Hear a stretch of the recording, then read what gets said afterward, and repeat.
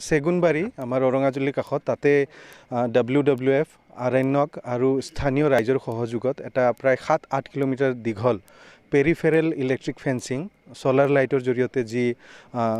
হেৰি হয় চলা হয় সেয়া প্ৰদান কৰা হ'ল এটা ডাঙৰ কাৰ্যসূচী তেওঁলোকে হাতত ল'লে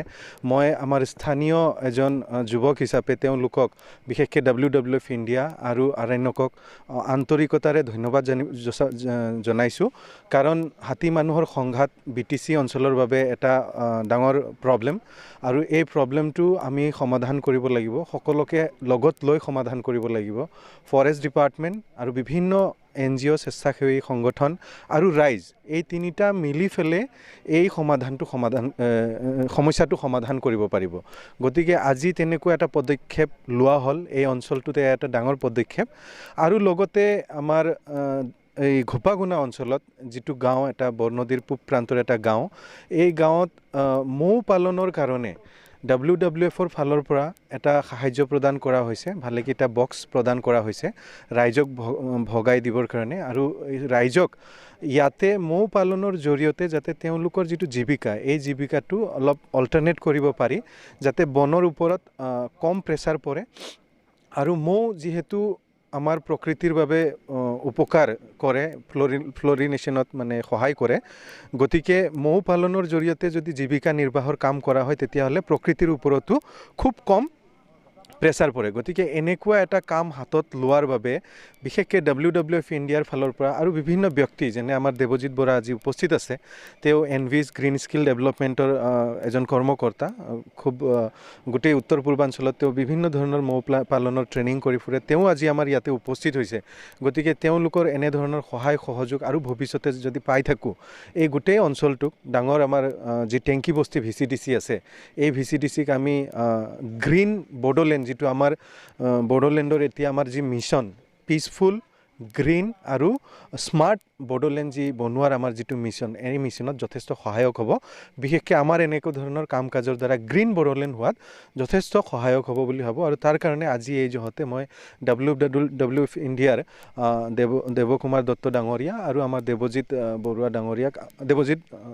বৰা ডাঙৰীয়াক আমাৰ ফালৰ পৰা ধন্যবাদ জনাইছোঁ আগলৈকেও যাতে তেওঁলোকৰ পৰা আমি সহায় সুবিধা পাই থাকিম ধন্যবাদ আজিৰ দিনটো খুবেই এটা ভাল দিন কাৰণ কি আমি ইয়াতে চেগুনবাৰী বুলি যিখন গাঁও আছে চেগুনবাৰী অৰংগাজুলি এনেকৈ গাঁওখনত যিখন মানে সোলাৰ ফেন্সিঙৰ কাম মানে সম্পন্ন কৰা হৈছিলে তাক আজি উদ্বোধন কৰা হ'ল গতিকে ৰাইজৰো মানে খুবেই মানে সুখী হৈছে ৰাইজো ইয়াৰে আৰু তেওঁলোকেও মানে যথেষ্ট ইয়াৰ পৰা লাভৱান হ'ব বুলি আমি মানে আশাবাদী আৰু আমাৰ ফালৰ পৰাও মানে ভাল লাগিছে আজি যে এটা কাম এটা আজি সম্পূৰ্ণ হৈছে আৰু ইয়াক মানে উদ্বোধন কৰা হৈছে আৰু আপোনালোকে যিটো নেকি মৌ পালন কৰাৰ কাৰণে আজি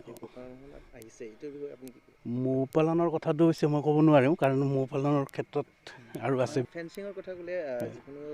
বহুতকেইটা জেগাত আছে যে আমাৰ ৱাইল্ড লাইফ এৰিয়া সেই বিষয়ে কি ক'ব আপুনি যিটো নেকি ফেন্সিং লগা হৈছে বহুতকেইটা জেগাত এতিয়াতো চব জেগাতেতো লগা হৈছেই বাৰু কিন্তু চব জেগাতে দিয়াটোতো সম্ভৱ নহয় কিন্তু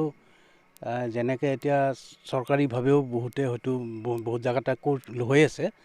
আৰু আমাৰ ফালৰ পৰা NGO বিলাকৰ ফালৰ পৰাও য'ত মানে সুবিধা হৈছে ফাণ্ডৰ ওপৰতহে কথা এইটো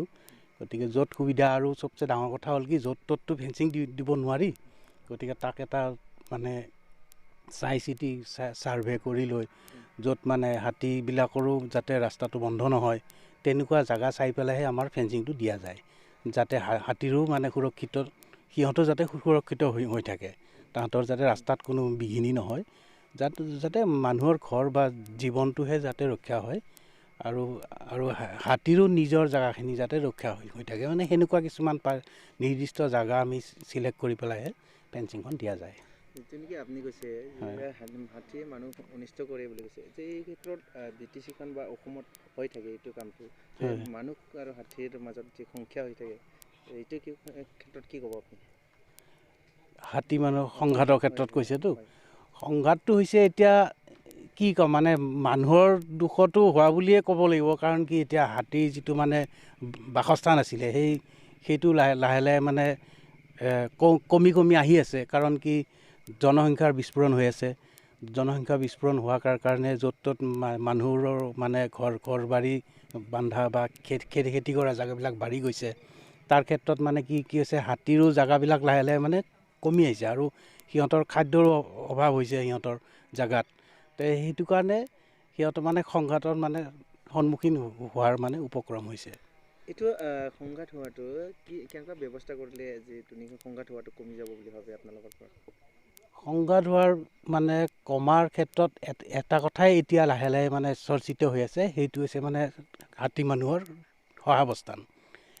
গতিকে সেইটো দিনলৈকেহে আমি মানে আগবাঢ়িব লাগিব।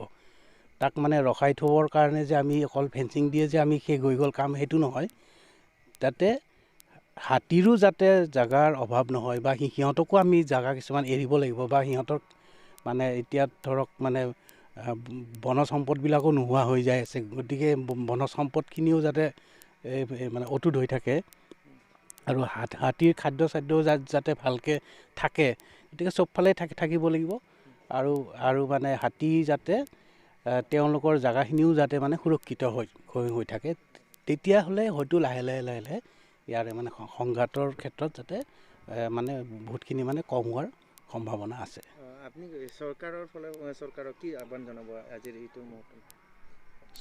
হাতীৰ সংঘাত আৰু যিটো হাতী আৰু মানুহ যিটো নেকি সংঘাতৰ পৰা বচাবৰ কাৰণে চৰকাৰক আহ্বান জনাবৰ কি আছে, তেওঁলোকেও এইটো চাই আছে। চৰকাৰেও মানে ইয়াৰ ওপৰত মানে চিন্তা চৰ্চা লৈ আছে অলৰেডি। আৰু তেওঁলোকেও যাতে মানে হাতীৰো জীৱন সুৰক্ষিত যাতে ৰাখে আৰু মানুহৰো জীৱন যাতে সুৰক্ষিত হৈ থাকে, সেইটোও চৰকাৰৰ চিন্তাধাৰা হ'ব লাগিব, সেইটোও আমি ভাবিছোঁ।